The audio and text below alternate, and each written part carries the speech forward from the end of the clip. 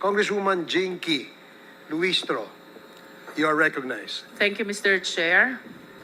With the permission of the Chair, Mark Taguba. During the previous hearings, you made mention about various parties which have participation generally in the shipment of goods, and if I may include, in some cases, in the evolution of this you call TARA system, which allows the shipment to avail of the green lane. Some of the parties which you mentioned includes the shipper, the consignee, the custom broker, and even a command center. Do you confirm this? Yes, Your Honor. Mr. Chair, I wish to manifest that the alleged TARA system, which allows the shipment to be exempted from examination, both with respect to the documents and with respect to the physical examination, enable the proliferation not only of misdeclaration, but even of non-declaration. Mr. Chair, it is clear that with misdeclaration and non-declaration, the Philippine government is losing huge amount of revenue. And worse, Mr. Chair, during the interpellation, not only of Mr. Taguba, but even of Mr. Guban, the members ask, since when this TARA system and this green lane have been happening? I recall that they responded with, since time immemorial.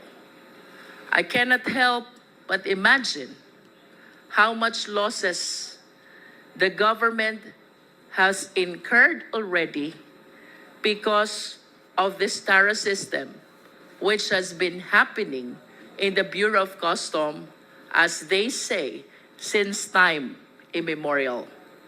Mr. Chair, with that, this humble representation feels that the government's sovereign power is violated not only because of the losses it incurred, but even because of the laws which were violated. By analogy, Mr. Chair, this is synonymous to double jeopardy. Nalugi na ang gobyerno, winalang bahala pa ang batas ng Pilipinas. This is very alarming, Mr. Chair. And this prompts this representation to go back to the basic, to the fundamental system of the Bureau of Customs. And with that, I wish to direct my next questions to the representatives of the BOC. Please walk us through. Pakikwento po sa sambayanang Pilipino how the shipment, how the importation works, considering the TARA system and the color-coded lane, which has been shared to us by our resource persons. Mr. Chair, may I ask our former commissioner, Commissioner Faeldon,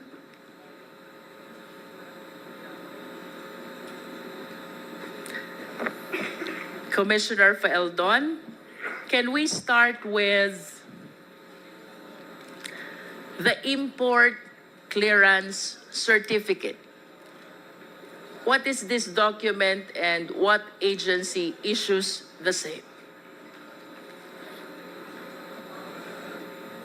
Your Honor, I would like to go to the broader answer to the questions that I will concur with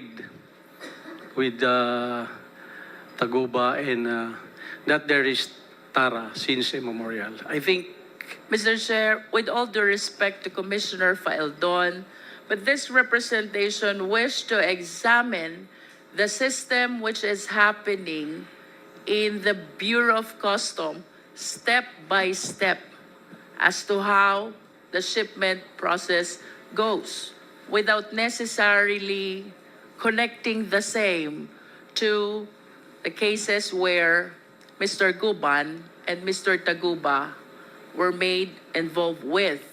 So, ang tanong po dito, Commissioner Faeldon, is the system that we practice in general sa Bureau of Customs, and considering that for a certain period of time, kayo po'y umupo bilang head of the agency, I wish to believe that you have the knowledge about the basic system, the fundamentals which are supposed to be followed or perhaps being followed in the Bureau of Customs. Let's start with the import clearance certificate. Ano po ito, Commissioner? At ano pong ahensya ang nag-i-issue nito? we have the Accreditation Management Office. It's popular known as the AMO. This is the office that accredits all importers. You cannot import anything if you have no accreditation, certification from that office.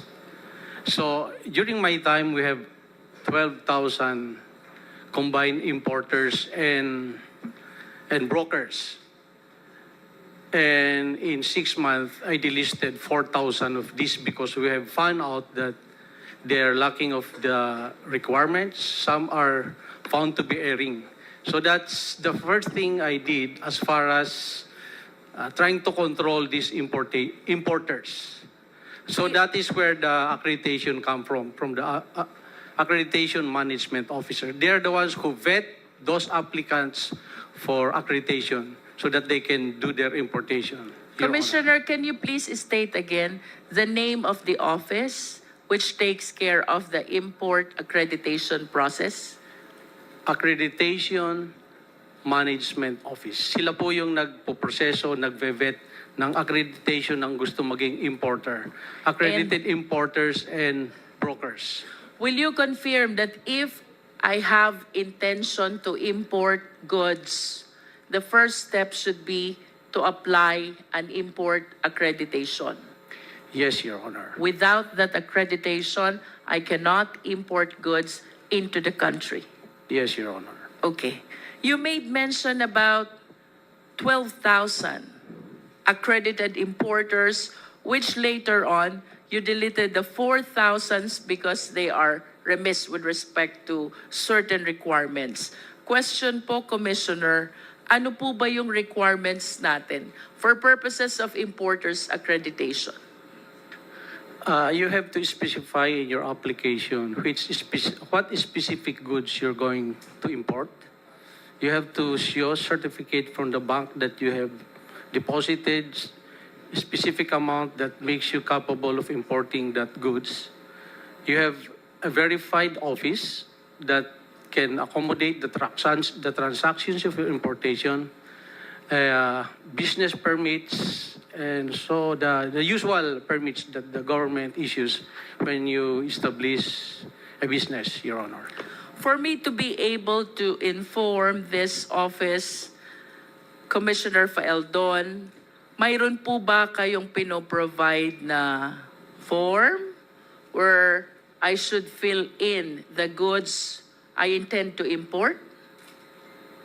Yes, Your Honor, we have the packing list that you're supposed to submit to the customs list of those goods that you're supposed to bringing into the country. Commissioner, we're still on the process of importers accreditation. Yes, Your Honor. There's different codes of every commodities. But this is not yet packing list, right? Yes, ma'am. Yes, ma'am. Okay. This is international codes. all countries have the same codes of different goods. So we Balikan po natin, Commissioner, yung goods.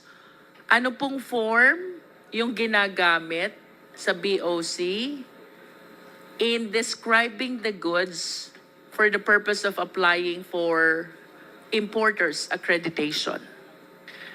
I cannot remember the codes. There are thousands of codes, sir, representing specific goods, sir. But But the form is provided by the BOC. yes, ma'am, it's And- also in the website. It's publicly accessible in the website of BOCs. Is And you is it correct to say that in the form there are codes that you mentioned? The Yes, ma'am. applicant is supposed to select which code corresponds to the goods You he intend to intended to import. import. Yes, Your Honor. Thank you. With respect to bank documents, Commissioner Faeldon, what specific document do you require? During my time, it is the certificate of deposit because there are certain goods that require a specific percentage of amount that you have in the bank so that you can import that specific commodity. So these are the small nitty-gritties that the Accreditation Management Office has to verify before they will approve their accreditation, Your Honor. Sir, would it be correct to say that the amount required per certificate of deposit depends on the goods to be imported? Yes, Your Honor. If you intend to import just few items of commodities, you are not going to be required to deposit large amount of money. So it's going to be the specific percentage vis-a-vis the intended commodity to be imported. I am no longer particular about it, Your Honor, but it can be verified, Your Honor. How about with respect to the office? What particular document do you require? There's a list of the requirements issued by the Accreditation Management Office. These are publicly accessible in the website. So you have to go to Customs and present all these documents. These are the prerequisite requirements and you'll be interviewed. And I assume the office has to be verified and all the other documents that is listed, that is submitted by the applicant, Your Honor. You mentioned that you verify the office address of the applicant. Is that correct? That's supposed to be some of the requirements because some of the 4,000 we delisted, when we verified those addresses, it's actually non-existing addresses. That's why we delisted them. So there are so many importers and brokers who do that. So when we try to vet the airing and the fly-by-nights, we found out that 4,000 at least were airing. That's why we delisted them. That's during my time, Your Honor. In other words, Commissioner Faeldon, by practice, you did the verification of the office address. Reason why you were able to discover this 4,000, which accreditation you deleted already. We tried our best to clean the list, Your Honor. You also mentioned about business permit, correct? Yes, Your Honor. So it discloses the company name and even the company owner. Tama po ba? Yes, Your Honor. And would you agree with me if I would say, with the bank certificate, with the office verification, and with the business permit, the BOC has ample information about all the importers into the country? That's the assumption, Your Honor. What do you mean by assumption? If all those documents are truthful, that's why they have to personally verify. But we're talking about here with respect to the actual practice and system and not with respect to assumption, Commissioner Faeldon. So I suppose that all the information that you're giving before this committee were practiced at least during your time as Commissioner of BOC. Tama po ba? Ma'am. In other words, during your time, Commissioner Faeldon, all importers' information are within the safekeeping of the BOC, considering the ample requirements that you are requiring initially for purposes only of importers accreditation?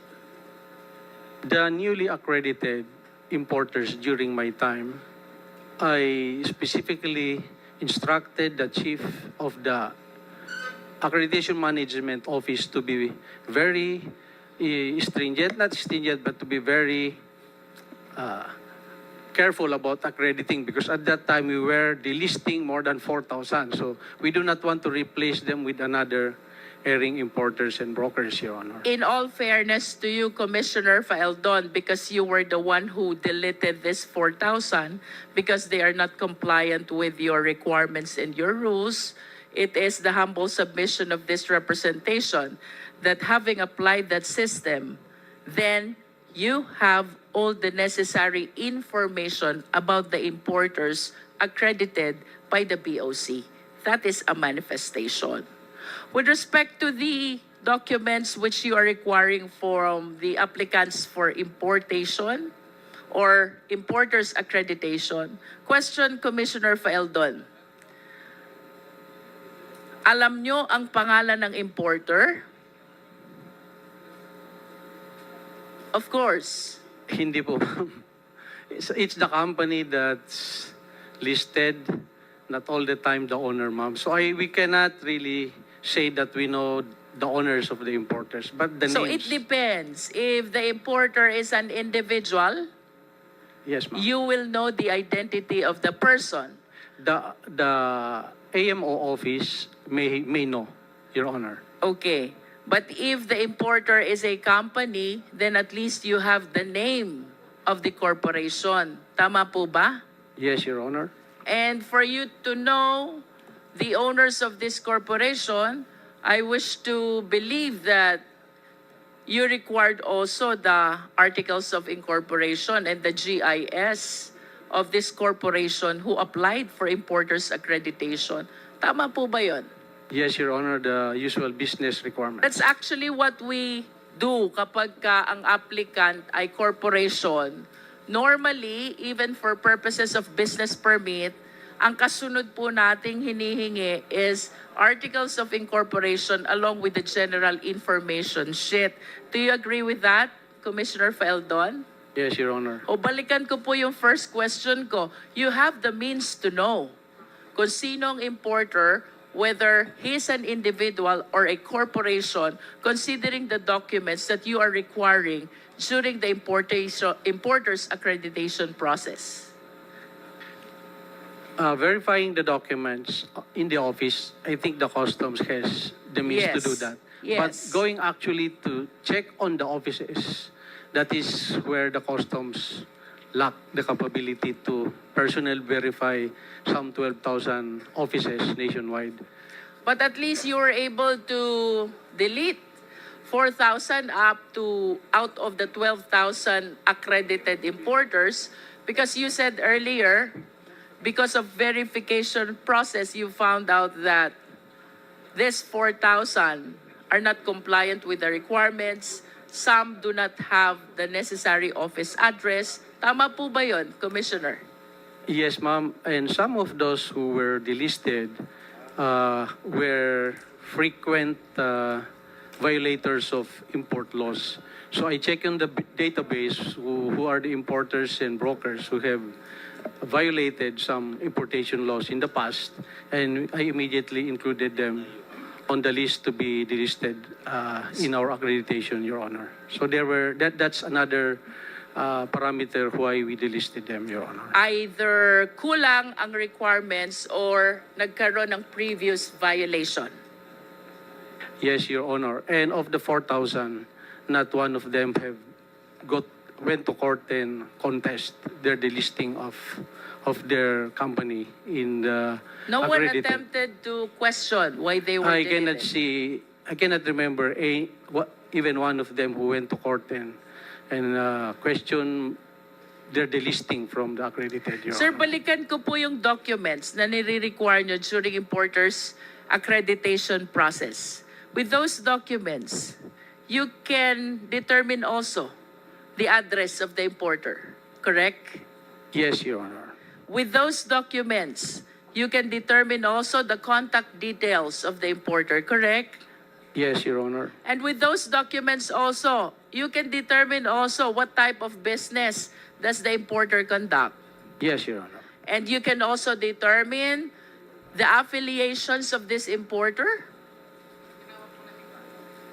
Outrightly, I suppose the AMO should be doing a due diligence, AMO office, in checking the affiliations of this, or this applicant has been previously delisted, a company under his name or her name has been previously delisted.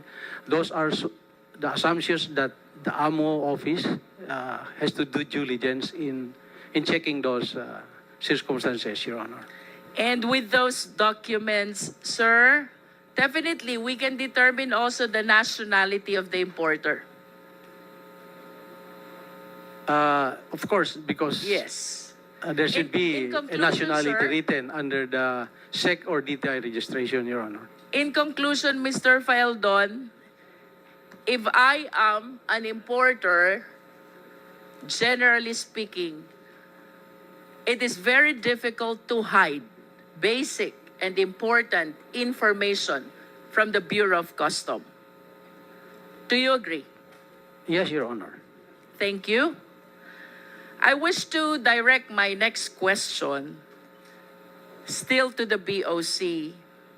Commissioner Faeldon, are you aware of this shipment number MCLU 61881? I'd like to request Your Honor to please refresh my memory. I cannot remember that, ma'am. MCLU 61881 pertains to the 6.4 billion. That is MCLU 61881.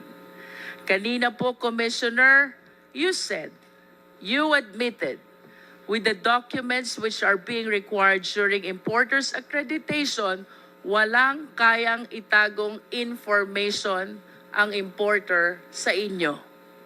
Now, the question is, sino po ang importer nitong 6.4 billion? Hindi ko na po matandaan, ma'am, kung sino po yung importer niyan. That importation has been the subject of a long court litigation.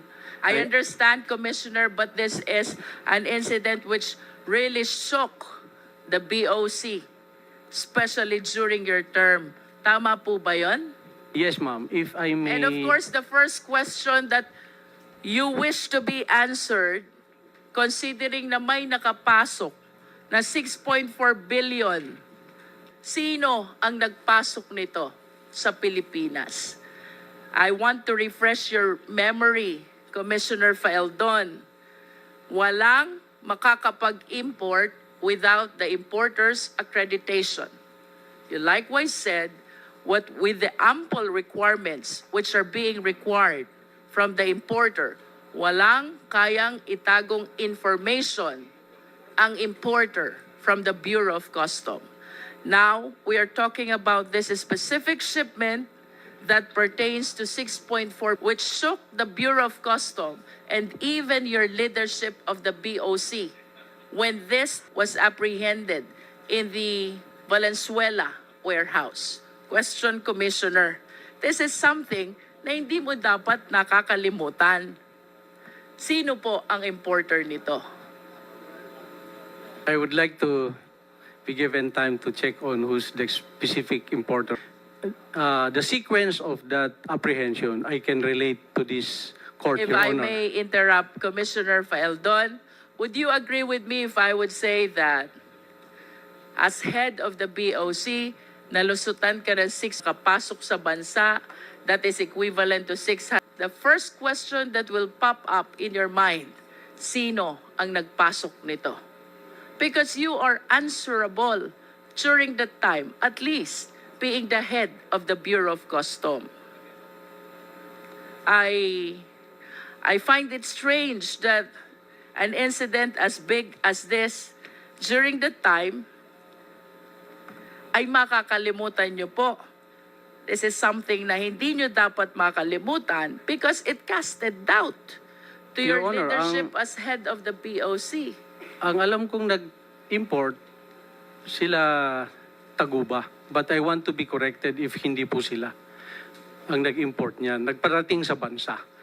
Yung importer mismo, in the packing list, because this is, ma'am, if I be given just 1 minute to explain this, so that you are correct, ma'am, the nation has to know the truth about this. You may agree or disagree with me, ma'am, but please give me chance to. Because this has been tackled by the nation in 2017. This importation, ma'am, the existence of a possible shame into the country was relayed to us by Chinese customs. I received the information 10 o'clock in the evening. By 2 a.m. following day, that's just 4 hours, nahanap na po namin kung naasen siya. So that's why I beg to disagree that nakalusot po sa amin. Hinanap ko po, ma'am, because I was given the information that and the information was given to us. So I give instruction to the intelligence division. I give them the information and they look for it. So nahanap po namin, ma'am, not a single kilo went to the streets. I think yung sinasabing nalusutan, yes, I take the responsibility since 2017. But if you read the Customs Modernization and Tariff Act, there's a clear delineation of the tasking of the commissioner and the customs collector.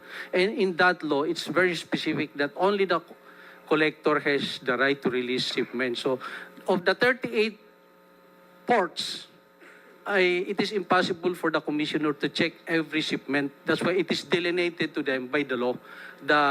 The verification and authority to release all those shipments does not rely on the commissioner anymore. It is now on the individual port collectors. So, but when I received the information that there is a possible pass-through customs, it took us 4 hours to locate that, ma'am. And I want to take that as something that I did good, contrary to the perception that I let it go. I did not let it go, Your Honor. Commissioner Faeldon, let me complete the context of my question. When this representation made use of the term, pero hindi nyo nahuli yung importer. And today I am asking you, sino ang importer? You cannot even say. An information which is supposed to be highly important because of the huge amount of, hindi ho ba? Quite strange yan, na hindi nyo matandaan. Or perhaps, you did not bother to check. Sino po ang importer nito? For me, Commissioner Faeldon, it is not enough. You should have arrested the people responsible. Kung parehas nyo pong nahuli at yung tao, you might be correct. Hindi po kayo nalusutan. Hindi nyo nahuli yung tao. I hope, with all due respect, you will understand why I use the terminology nalusutan ang BOC. Yes, Your Honor. So let me go back to my question, Commissioner Faeldon. Would you like to... Mr. Chair, in the indulgence of Congressman Luistro, hindi yata sinagot ni Commissioner Faeldon kung sino yung importer. Please tell us kung sino yung importer. I will tell you immediately after I get the name, Your Honor. I do not want to be saying person here na hindi pala siya. I want to make sure that siya po yun, sir. I am asking someone to... Then you do not have it even know verified right to me. now? You're not even sure right now? Ba, pambihira naman buhay ito. You should be sure right now kung hindi nyo alam kung sino yung importer. Sir, gusto ko lang sana ma-verify talaga, sir. Kasi Well, I you better cannot tell us remember later the on who. specific name anymore, sir. So, Because look, you'll be accountable to this. Pero hindi mo alam kung sino yung importer. sir, within the day, within this hearing, I will name kung sino po yun, ma'am. I just want to make sure that Thank you, Mr. I will Chair. get Thank the you, correct name. Your Congresswoman Honors. Luistro. Yes. Mr. Chair, Yeah, please if I may proceed. continue. Sir, medyo naputol po tayo dun sa importer's accreditation. Let me continue that line, Commissioner Feldon. Sa EJ kayo. Kung meron na pong importer's accreditation, then the importer can actually start facilitating the process. Tama po ba? Yes, Your Honor. And what importation documents need to be submitted this time to the Bureau of Customs? There's a packing list that's supposed to enumerate the items and the quantities of these commodities to be imported from other countries. Aside from the packing list, sir, ano pong documents pa ang dapat isubmit sa BOC? This is the importation proper already. The importer already secured the accreditation. So, mag-i-import na siya. What documents need to be submitted to the BOC? You mentioned about the packing list. What else, Commissioner? The specific term, ma'am, I cannot mention it, but these are the invoices of these commodities from the corporation or from the manufacturer. You get these commodities. This is to attest that the amount you specify there is correct.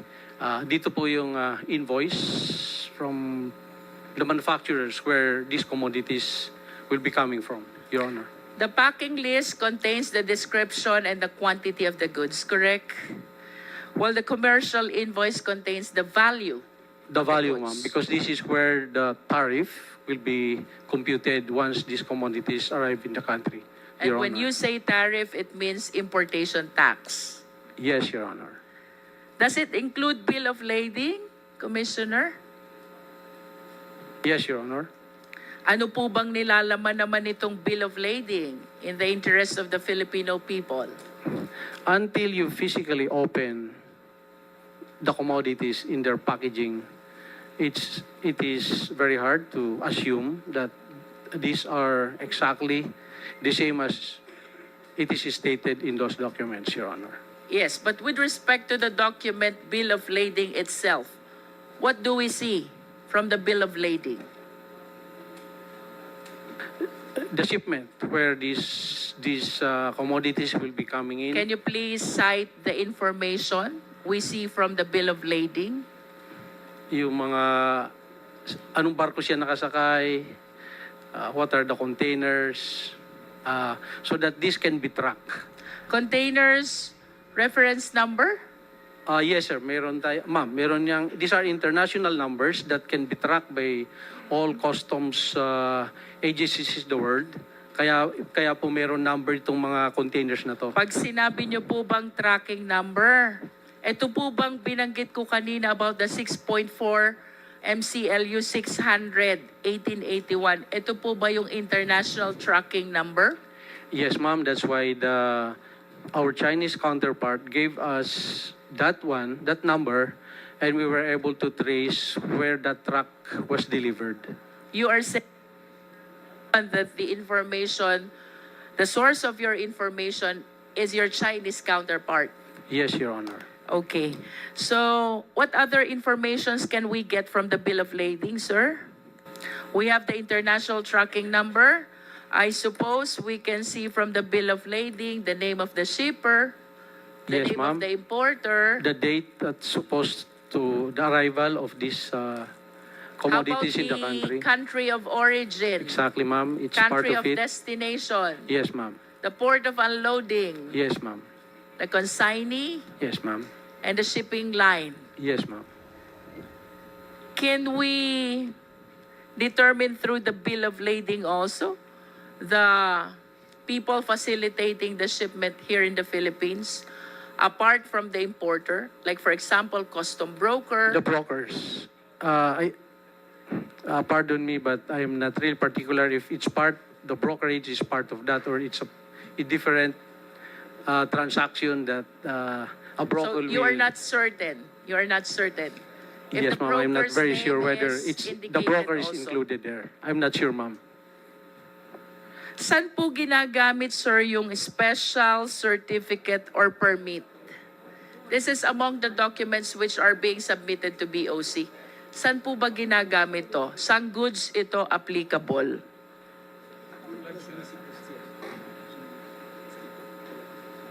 Or what kind of importation requires special certificates or permit?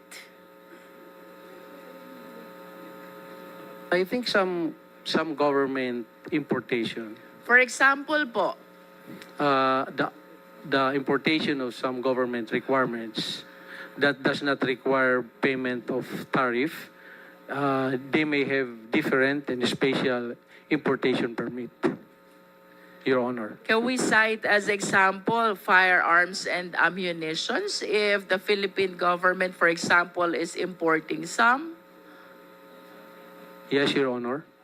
Ano po yung special permit na tinutukoy doon? The specifics of the permit, I cannot, And that permit is issued by the Philippine government? they have to get, there's so many government agencies that they have to pass through. There's an approval from the Philippine National Police, from the finance. When you get this special permit, it's a government agencies that approves that permit. And Customs Commissioner is not part of those who will approve it. It's secretary levels and multi-government agencies, Your Honor. Halimbawa po, mag-import ako ng luxury vehicles. May special permit po bang kailangan doon? See, there's so many commodities that's classified general merchandise. So diyan po tayo nagkakaroon ng maraming problema sa ating peer, sa ating Can you court. please enlighten us, Commissioner? Ano po ba yung problemang na-generate nitong classification na general merchandise? Mag-import ng, let's say, mga non-branded sapatos, mga damit, pero hahaluan na yan ng kung ano-ano na high-end commodity. Usually, dun sa general merchandise, tayo nagkakaroon ng merchandise. Commissioner, I will go back to you. Mr. Taguba, I remember during your previous testimony, you made mention of general merchandise in relation to TARA system. Can you enlighten us on this? Your Honor, yung general merchandise po, iba-iba po kasing may-ari nun.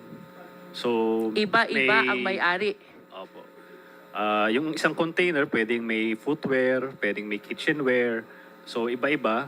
Pero hindi siya dinedeclare kasi mahaba eh. Pag i-declare mo siya, ang may-ari ng container, ay yung may-ari ng produkto, sobrang dami nung laman ng isang container eh. So, hahaba yung ililist mong items. So, ang ginagawa, pag general merchandise, pipili na lang ng ilan na papayagan naman ng BOC. So, yun na lang i-declare. In other words, mayroong nakalista, mayroong hindi. Yes. General description po. And for some whose intention really is to engage in, sinasadya nila na gamiting classification yung general merchandise para mailusot. Pwede po. Yun bang 6.4 billion, if you still remember, Mr. Taguba, was it classified also as general merchandise? Pwede ko po bang i-clarify muna yung sinabi ni Commissioner Faildon? Yes. Okay lang po. Commissioner Faeldon, let me continue with the process, please. Once all these documents for importation are submitted to BOC, ano po bang sunod na gagawin? Let us say that the importation are already loaded in the cargo vessel, in the process of being shipped to the Philippines. What should be the next step? Excuse me, Congresswoman Luistro, I believe your question earlier about the system that you asked Mr. Taguba, I think is ready to To give the answer? to give the answer to you. Before we ask another opinion from Commissioner Faildon. So, Yes, Your Mr. Honor, proceed. Your Honor, nasa akin na yung pangalan ng importer. So, I would like to say it now. Yung tinanong nyo kanina, Your Honor, kung sino yung nag-import. Okay, sige, ganito muna. You hold on to your horses, Mark. Let us listen first to Commissioner Faildon. Sige, Commissioner.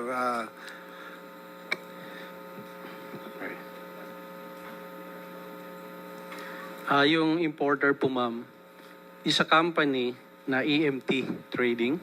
EMT Trading. Yes, ma'am. And yung registered owner ay si Irene May Tatad, Your Honor. Commissioner Faeldon, I recall there's such a thing as declaration of goods with the BOC. Ano po ito, Commissioner? In paper, I think the declaration of goods is the packing documents where you specify there what are these commodities you're importing and the quantity of each commodity that you'll be importing. I'm sorry, sir, but based on my research, this is different from the packing list. So, what distinguishes a good declaration from a packing list?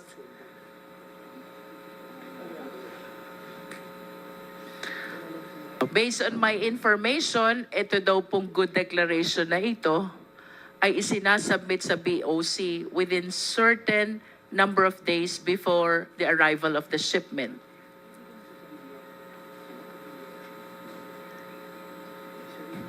I would like to ask help from the expert if what's the difference between the two, Your Honor. I see. And based on your knowledge, Commissioner Faeldon, ano bang purpose nitong good declaration? Well, in the term itself, that is to give a truthful declaration of what is the importation you're bringing, what is these goods you're importing to the country. I think that's the purpose.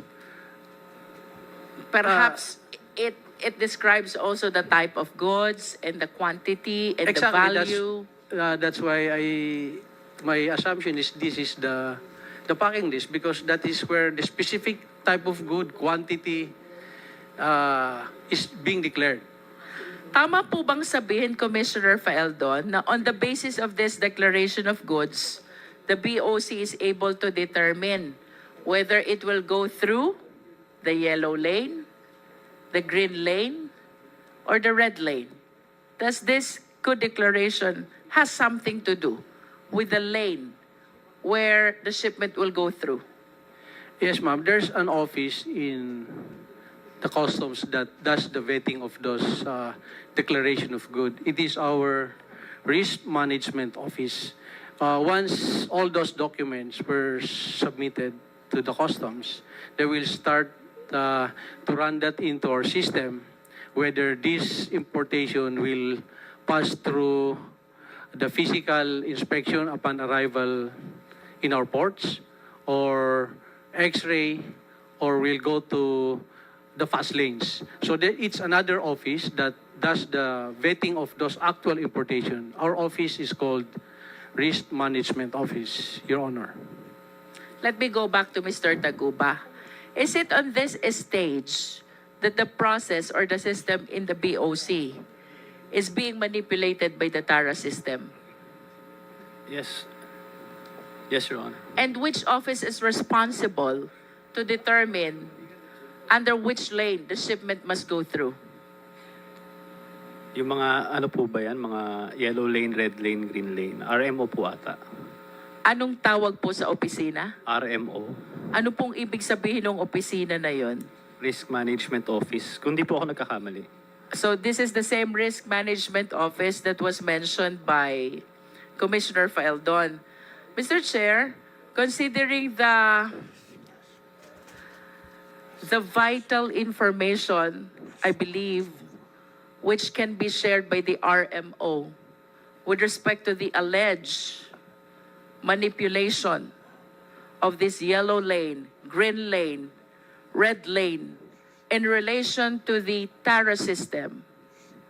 I humbly move that we invite for our next hearing the head of the Risk Management Office of the BOC. Second, Mr. Chair. Okay, there's a motion to invite the risk management officer of the BOC, the head. Duly seconded. Any objection? Hearing none, the said motion is now approved. Mr. Taguba, kung ako mag-i-import ng, but I will be enrolling myself in the TARA system, alleged by you.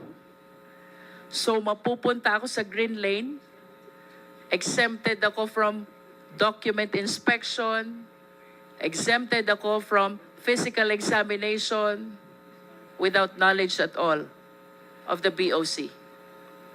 Well, unang-una, hindi po ako papayag na magpasok ng ganyan. That is only an assumption. That is a hypothetical question. Pero, yes po, Your Honor. Yes, because you said the reason why you enrolled yourself to what you allege as Davao Group is to be able to avail of this TARA system, which, as described by Mr. Guban, has been existing in BOC since time immemorial. And the significance of this TARA system, kapag nag-green lane ka, exempted ka sa document inspection, exempted ka din sa physical examination. Do you confirm that? Yes, sir. Pwede ko po bang dagdagan yun? Hindi naman po, katulad po ng sinabi niya, time immemorial po, nandiyan na po yung TARA. Hindi po naman namin ginusto na pasukin yung TARA system na yan. Kaya naman ginagawa yan, syempre, yung mga negosyante, kung makakabawas ka ng babayaran, gagawin mo. Lalo na kung ito mga For some, yes. Ito pong But for nagpapakonsolidate. some, there is intention really. Yung iba ang gusto magtipid lang. Pero yung iba, chances are, the intention really is to bring in. Would you agree Yes. with me? Yes, Your Honor. Pero katulad po ng sinabi ko, paano naman yung mga maliliit na nagnenegosyo? Kung yung kalaban nila na nagnenegosyo din, dumadaan sa TARA system, sila naman hindi. Paano nila maibibenta yung mga produkto nila na hindi nila kayang tapatan yung presyo ng mga taong yun? That is just a portion of a bigger perspective, Mr. Taguba. I am more alarmed about the national security of the country considering the manipulation of the entry of goods inside the country. For the information of the Filipino people, based on the previous testimony of our resource persons, kapag enrolled ka sa TARA system, you avail of the green lane, exempted ka sa document inspection, exempted ka sa physical examination. Kung nasa yellow lane ka, exempted ka sa document exemption, inspection, pero hindi ka exempted sa physical examination. Is that correct? Yes po. At Yes, Your kapag Honor. red lane ka, subject ka both to document inspection and to physical examination. Yes po, Your Honor. Okay. Mr. Chair, gusto ko lang malaman kung sino yung naglagay ng mga ganung lane. Yung ba ay due course ng customs o sino ang naglagay nun? Yung red lane, green lane, BOC na po makakasagot po niyan. ang BOC na mga kagugot nun. Hindi ko po alam. Okay, Commissioner Paildon, ano po yung sinasabi ni Mr. Taguban na red lane, green lane? Ano po yun? Those classifications Hindi lang po yan peculiar sa Pilipinas. Annually, there's a annual Director General's Conference of all customs chiefs in the world. And these are the best practices that has been agreed upon to do. When I assume, matagal na po siya doon. Ibig sabihin, you confirm na merong ganong classification. Yes, sir, but I would like to disagree on some of the requirements stated by one of our speaker here that when you pay TARA, nasa green lane ka. I would like to disabuse that because there's stringent requirements before you go there. Most of these corporations that are there, these are international corporations who have proven their honesty in importing commodities. You cannot be importer today and be at the green lane tomorrow. So, I Commissioner Peldon, you affirm, you confirm that there is a TARA system. Yes, Your Honor. I believe There in is, that. oo. Yes, Your Honor. And you believe that to be legal. Yes, Your Honor. But you know that there is. Of course, Your And I you know, did Your not Honor. do anything to stop it. I did a lot, sir, Your Honor. What did you do to stop the TARA system? Ang una-una, During sir. your time.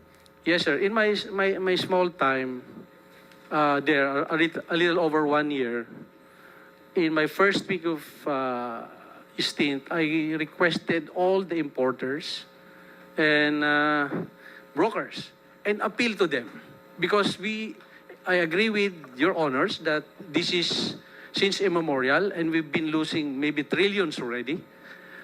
Because wala nagbabayad eh. Si Mr. Tagupa sinasabi niya gusto makabawas eh. Ang samang pakinggan eh.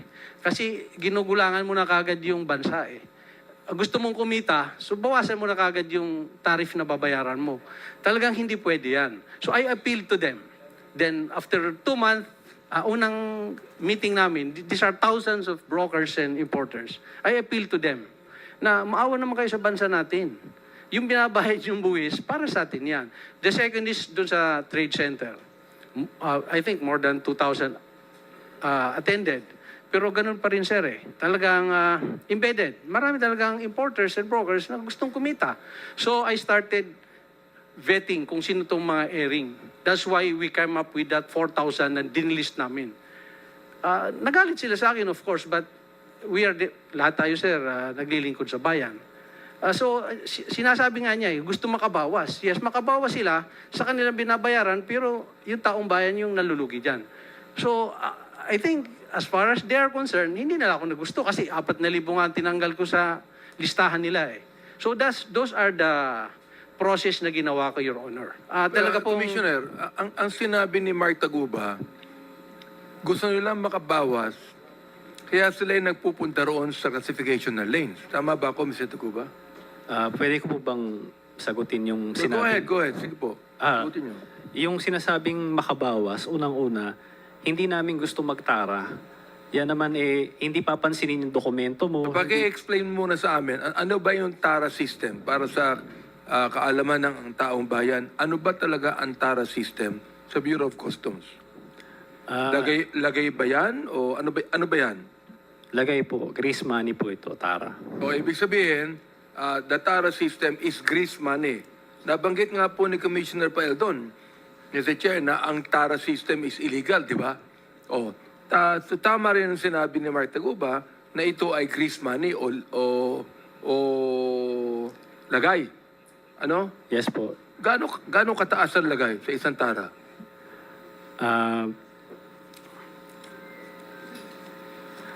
Maabot po ng 10,000 kung di po ako nagkakamali. Per container? Per container. Depende po sa opisina. Pero- Anong gusto mong ipaliwanag kanina? Gusto ko lang ipaliwanag na sinasabi niya na yung mga nagpaparating ng mga produkto nila gusto makabawas kaya nagtatara. Unang-una, hindi nila kailangan magbigay ng tara kung maayos yung BOC. Kung inaasikaso yung mga papel at hindi kayo na kailangan magbigay ng buwis para lang asikasuhin ka, walang magbibigay ng tara. So, sabi nga ni Jimmy Guban dito, time immemorial, nandiyan na yan. So, dapat ang ano dyan is yung Yung tara, kung wala yan, yun yung pinaka-problema eh. Hindi kailangan ng mga nagpaparating ng mga produkto na may tara. Kaya sila nagtara kasi yung mga kakumpetensya nila, mas mababa yung binabayarang buwis. Paano ka makikipagkompetensya sa kanila kung mas mababa yung buwis nila? O Commissioner Peldon, kanina nabanggit mo na nababawasan yung ibinibigay sa bayan, no? Eh, itong tara, hindi naman sa bayan ibibigay ito sa bulsa eh. Di ba? Yes, Your Sa Honor. bulsa na ibibigay yan eh. Yes, So, Your paano Honor. may papaliwanag mo sa amin ngayon na nababawasan yung ibinibigay na dapat na ibigay sa bayan natin? Tama po kayo, sir. That's why yung first meeting ko sa kanila, this is exactly how I appealed to them. Kung meron kayong alam na erring BOC officer na tumatanggap ng tara, ay pwede nyo bang ireklamo, pumunta kayo sa opisina namin at ibigay nyo sa amin yung pangalan. Sir, after 6 months, Wala bang sinabi sa'yo, meron ka pang salita, Commissioner? Wala bang binanggit sa'yo mga pangalan ng panahon mo? Wala ba? sir, nag-appeal ako for 6 months. Of the 12,000 importers and brokers, kahit Wala. isa sa kanila, walang nagsabi na mayroon tumatanggap ng tara. So that is our problem. No one is willing among them to complain kung sino yung taga-BOC na tumatanggap. Ibig sabihin, natatakot po sila magsalita pag wala kayo natatanggap na report. Nakakapagtaka po naman, Commissioner Peldon, pakituruan niyo po ako na hindi niyo po alam kung sino yan, samantalang kayo pong Commissioner. Your Honor, ang hirap pong mag-akusa ka na wala kang ebidensya. That's why sinasabi ko, tama po, I believe na may tara. That's why in my first 6 months, I appealed to them. Please go to our office and let us know kung sino po itong Meron ka bang tumatanggap salita? ng tara. Hindi talaga maalis ang korupsyon. Pag ganyan. I would like Ngayon, to ask also, sino po yung ating ano ngayon? Commissioner La Peña, kayo po ngayon ng ano? Sino ang ating ano ngayon? Sino ang ating BOC ngayon?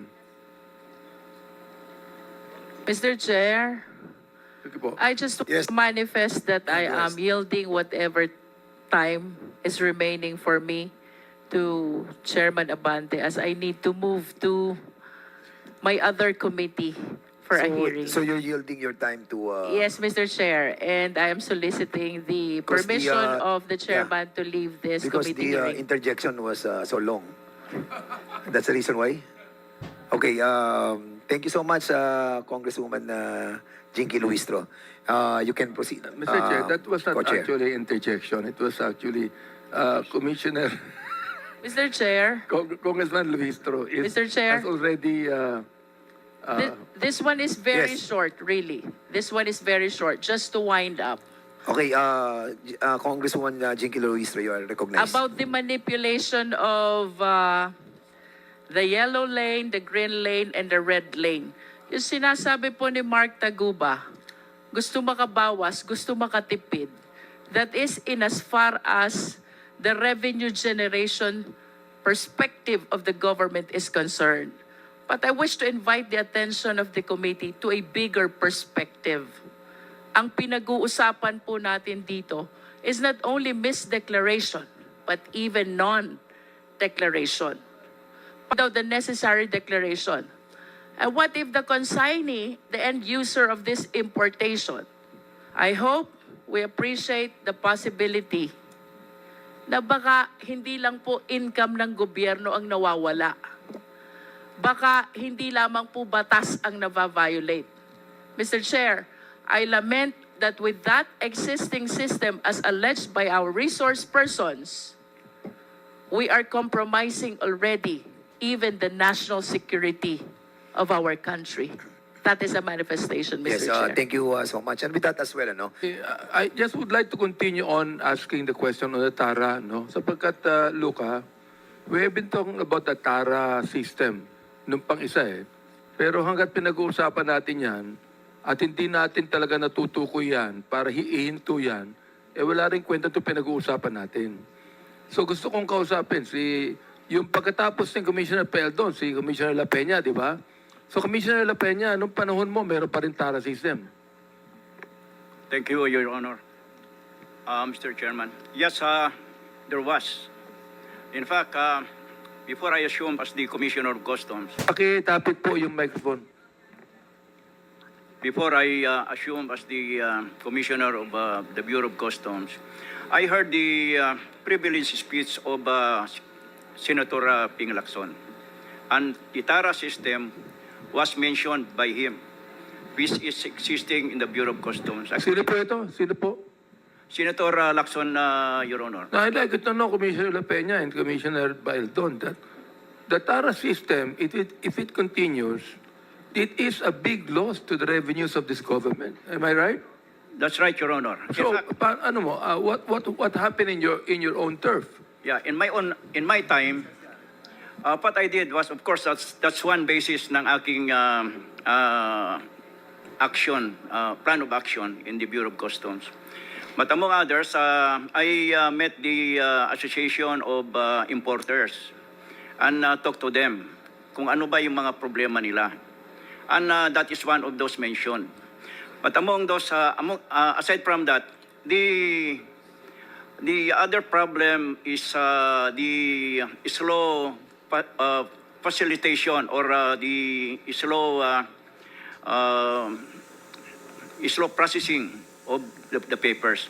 In fact, it's because of the slow processing of the papers that the importer go to those people who processes their documents, and their goods or when it is delayed, there is a penalty, which is called yung dimurahe, which is 10,000 per day. Ang dimurahe niyan, Your Honor, Mr. Chairman. That's why yung mga importers talagang bumibigay, even without asking. The TARA system actually is a facilitation fee na kung nagbigay ka, aalalayan yung iyong goods. That's why what I did as a solution is after talking with all concerned, number one is I acted on the AMO, Accreditation Management Office, because that is the first place where corruption happens. Pero Commissioner La Peña, nung panahon ninyo, andun pa rin yung classification ng red lane, ng green lane, andun pa rin. There was, Your Honor. But you did not do anything to remove it, did you? Well, actually, Your Honor, it's necessary. The green lane has to be resorted to because kung hindi mo isi-segregate yung mga cleared na, mahaba yung pila ng mga container van na yan, container truck. Magkakaroon ng ng traffic in the process. That's why So what's the difference between the red lane and the green lane? the green lane is cleared already, Your Honor. The red lane, these are the one that is subjected to a more strict scrutiny, passing through the X-ray. Tama po yung sinabi ni Mark Taguba na pag nasa green lane ka, hindi na binubusan yung container, hindi na masyadong ina-examine yan. Yan ay talagang diretso na, ganun po ba? That's right, Your Honor. Therefore, talagang hindi mo mawala ang korupsyon, Mr. La Peña, because of that. Am I right? Yeah, yes, Honor. But there are ways how to address that situation. And as I have said, we have to talk with the personnel, customs personnel, to move faster, to act faster on the papers of the importers. And I have a study, a plan, actually, which I have started already, the automation of customs. And if we automate, that will reduce the processing of papers, Your Honor, and that will address the corruption, actually, that has been prevailing in the Bureau of Customs. And there will be less human factor or human intervention. I saw those automated customs in the Kota Kinabalu customs facilities. You cannot see brokers in that area, but the container vans passes through. na walang intervention, but they are subjected to X-rays.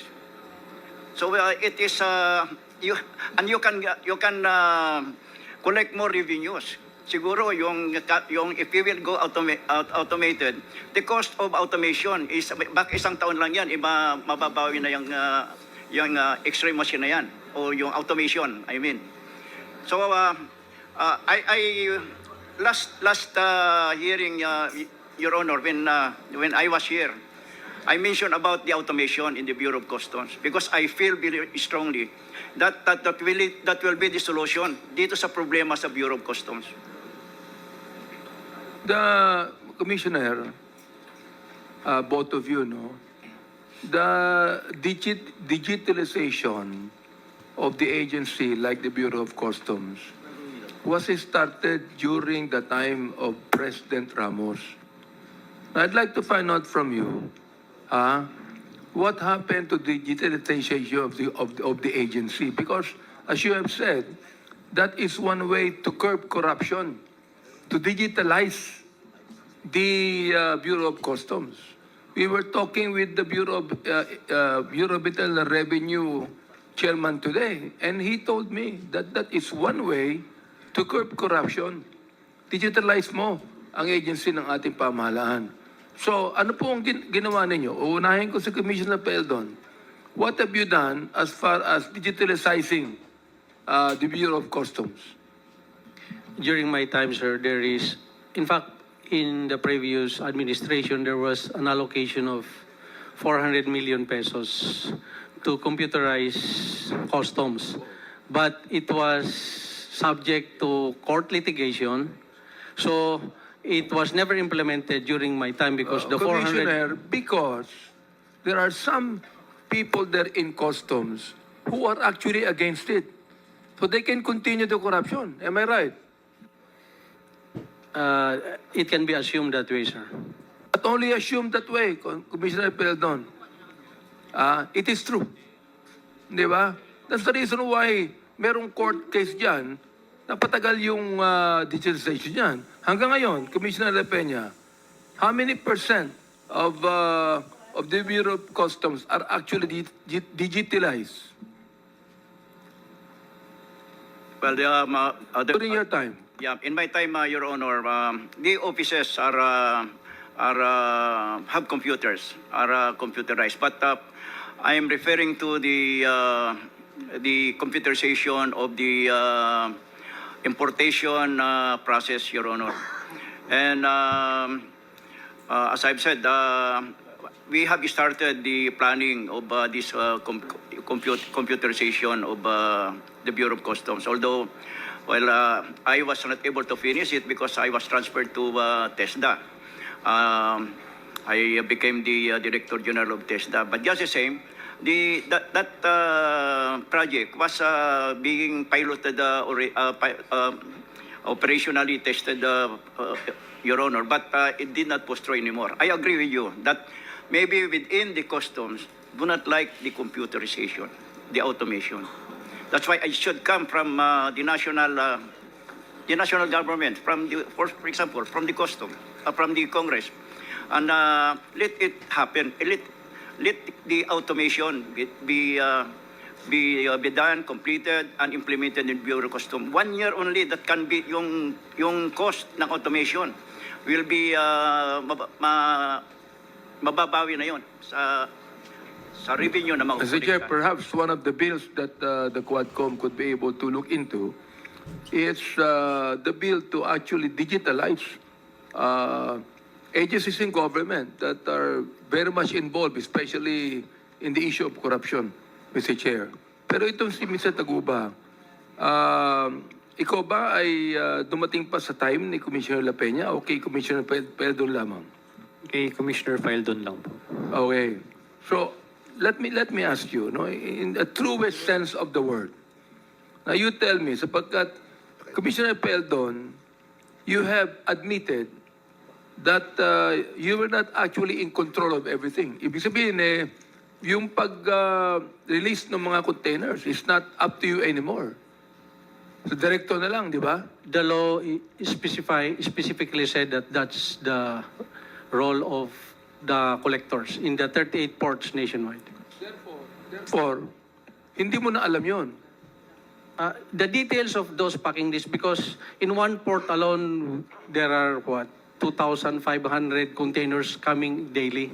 So talagang napakarami. That's why the new law delineate the role of the commissioner and the collectors nationwide. Because commissioner cannot go to that 38 ports and inspect those What commodities does coming the in. custom police do? Do you have enough policemen in the customs branch that are actually looking into it? Hindi ba sila ang dapat managot diyan? I think just like the other government agencies, we lack manpower as far as the customs police is concerned. Of the 38 ports, I think the manpower to do that is not enough to really seal the borders as far as importation of contraband is concerned, Your Honor. Chair, I'd like to make a request or a motion that we also invite the director of the customs police to shed light in this corruption, Mr. Chair. Yes, okay. COMSEC, you are directed to send the invitation to the head of the customs police in the next scheduled committee hearing. Mr. Chair, Congressman Ako? pwede po bang mag-interject? Yes, you may. Congressman Ako, please proceed. Thank you. Do we have a representative of the Bureau of Customs today? We invited the Bureau of Customs for today's committee hearing, right? And is there any representative from the BOC? Oh, there. Thank you, Mr. Chair. Can you please identify yourself from the BOC? Good afternoon, Your Honors. I'm Attorney Tristan Langkay. I am the current Director of the Legal Service Bureau of Customs. Okay, sige. Thank you, Attorney. Thank you, Mr. Chair. May I proceed? Please proceed. Thank you. The two former customs director admitted that there's a TARA system. There was a TARA system during their tenure. Would that be correct?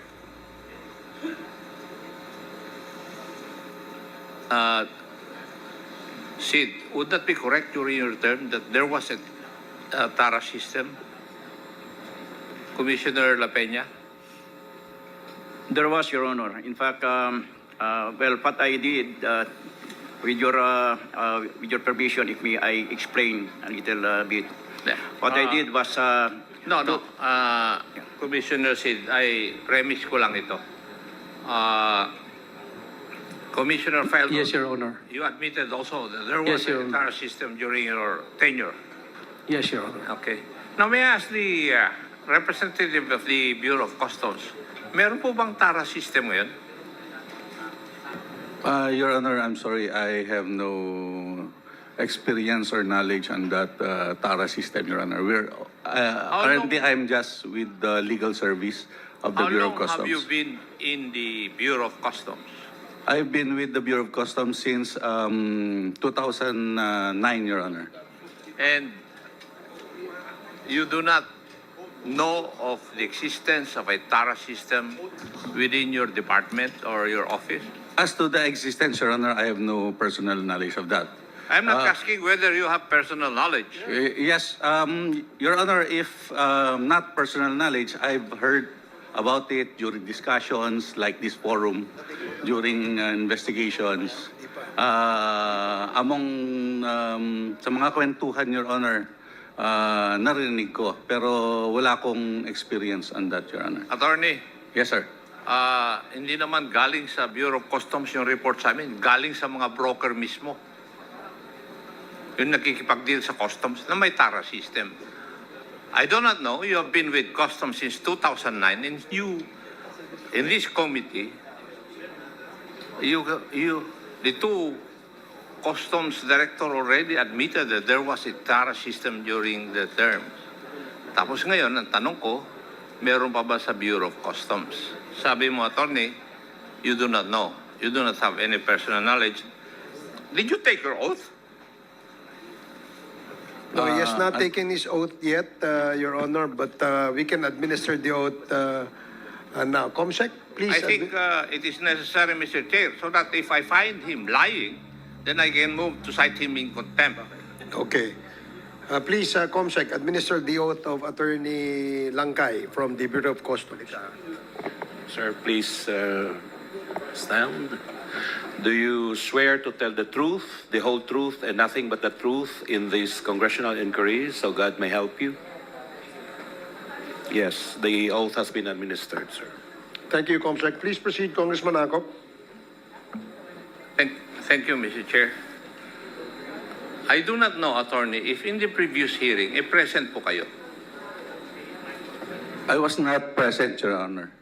It was Attorney Boca? I think it's Boco, Attorney Dibuco, Your Honor, one of the chiefs who is under the legal service, Your Honor. I agree. At halos parehas kayo ng sagot. You do not have personal knowledge. Yun din ang sagot nung representative ng Customs in the last hearing. But I would like to tell you, dalawa na yung naging commissioner ng Customs. Sinabi po nila, inamin nila na may TARA system. Si Mr. Jimmy Guban, who had been with Customs, inamin din niya na may TARA system. Si Mr. Taguba, na nakikipag-deal dun sa Customs, inamin din niya na may TARA system. Kayo na lang po na nandun sa Customs currently ang hindi po umaamin na merong TARA system. Ulitin ko yung sinabi ko nung last hearing.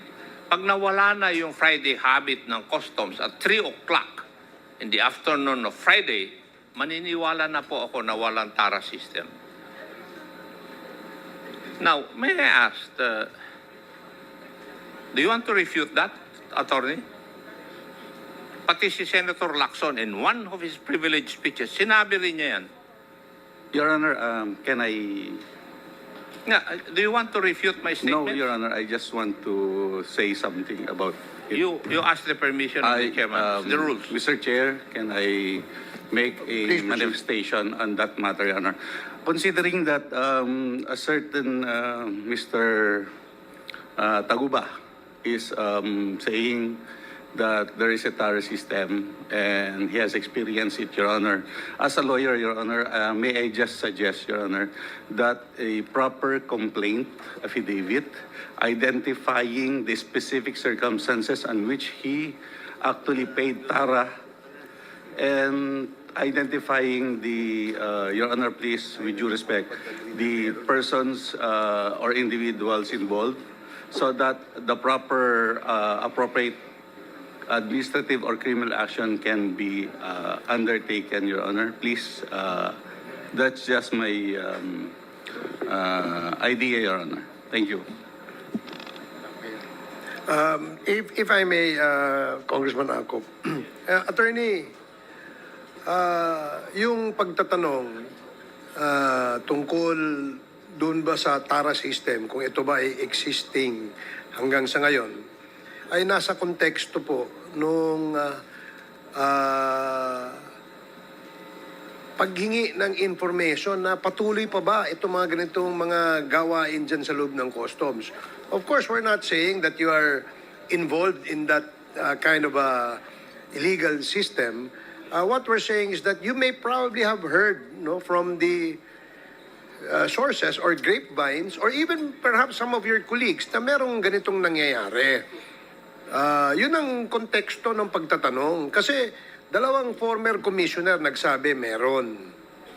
Diba? Yung broker na nagnenegosyo sa loob, sinasabi meron. Yung intelligence officer na taga-loob ng custom, sinasabi meron. Ikaw na taga-loob ka ng custom, sinasabi mo, hindi mo, wala. Diba? So ano yun? Yung please, you probably have heard that there are stories about the TARA system inside. Kasi sa tagal mo dyan, imposible. Di ba, Attorney? Yes, please. Your Honor, can I expound, Your Honor? Since I joined the Bureau, I've heard stories about the TARA system. And it seems that the TARI system was in place even before this container shipments was in place. Yes. Because shipments before was in open. There's no modal containers. It's not covered.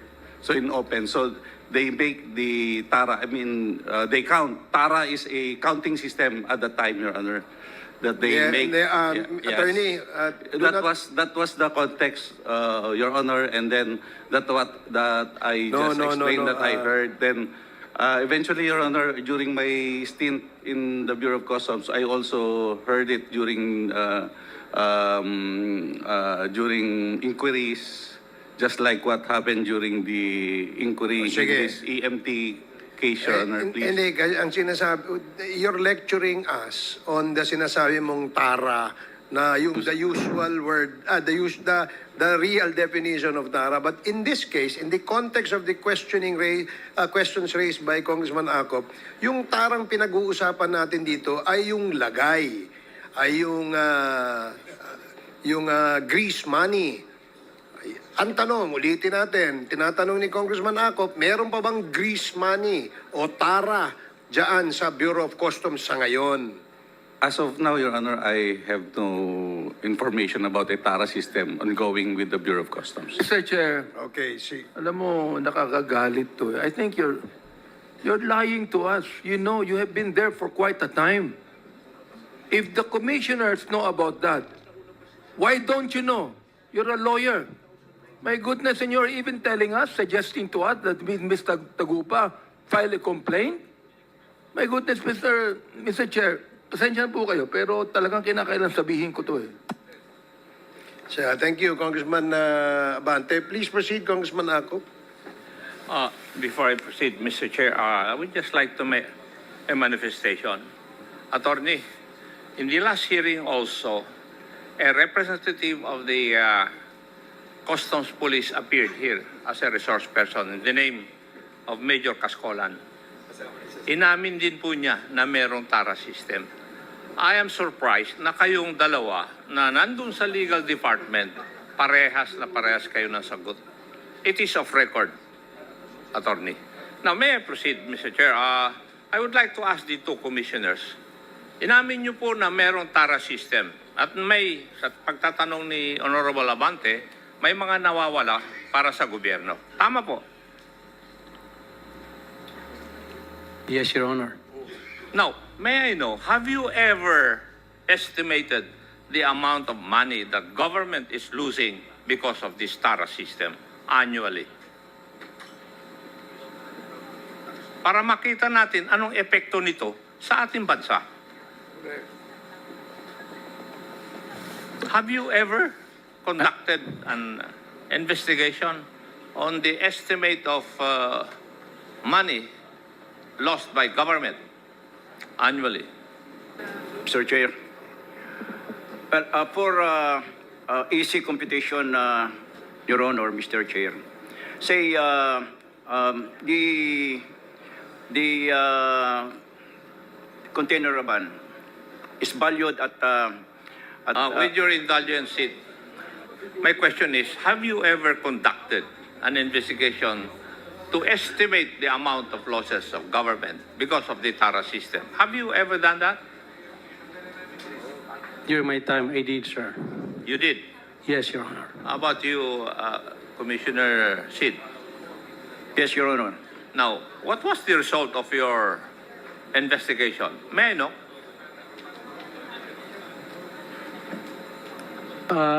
During my time, Your Honor, there's around 2,500 containers coming to the country every day. If the TARA system applies at that time, it's around 30,000.